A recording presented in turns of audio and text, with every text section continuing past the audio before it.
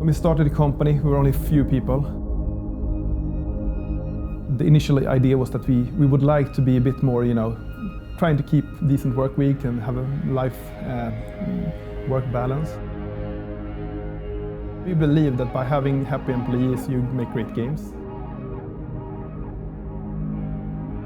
We were this really small, simple office, and we had so much computer in it, so we had to warn every time when we turned off the coffee machine, we had to warn the other people so we don't everybody have saved, because if we haven't saved, there was the chance that the power went out and all the save was lost. So we had to warn each other before. It was pretty funny. It's crazy, of course, but but we have luckily a little bit better electricity now in the building than we had at the time. So what is the office culture? Obviously we see dogs walking around. The core of it is trying to make sure people can have a life outside of the work, but also be inclusive. Try to make sure that people can have a good life outside Fatshark as well, and make people happy and have them focus on it when they're here, focus on building games, obviously.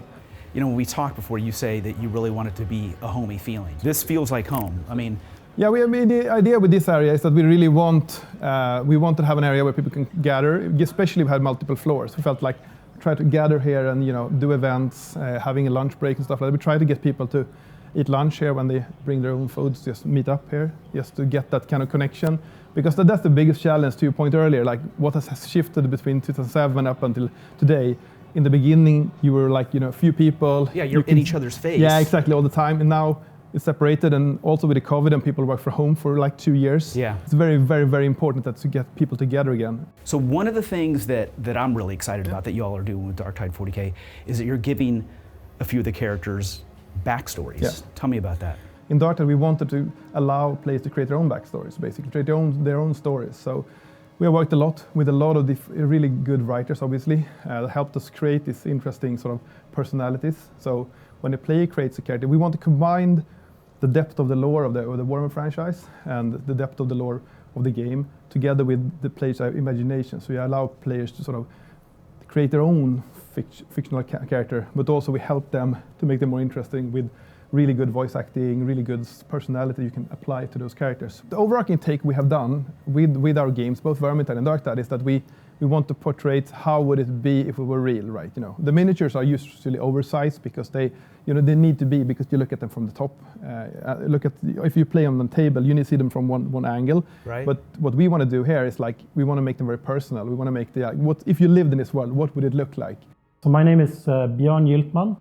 I'm an environment artist. My job is to make sure that we convey the visual look and feel of the 40K universe into the game. So kind of convert the plastic models, if you will, into actual playable game assets.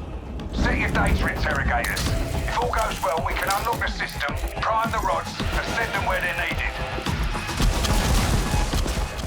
You guys, and the thing that I loved about Vermintide 1 and 2 and Darktide, Yeah. it looks like, is these characters are very lived in. Yeah. You know what I mean? So, how do you accomplish that? Yeah, I think it's a lot of hard work. I think the team has worked a lot with it. How to try to envision, what would, this weapon, they need to be functional, right? So we need to look at them. We need to adhere to the lore, of course, but also every single, how would this weapon work in the real world environment? That may be stuff that you don't always need to look into when you do a miniature, but in a game, yeah, for a player looking at the weapon, you need to make sure, how would you reload this weapon? How would it happen? So we go into very much details. What is it that differentiates Fatshark from other studios out there?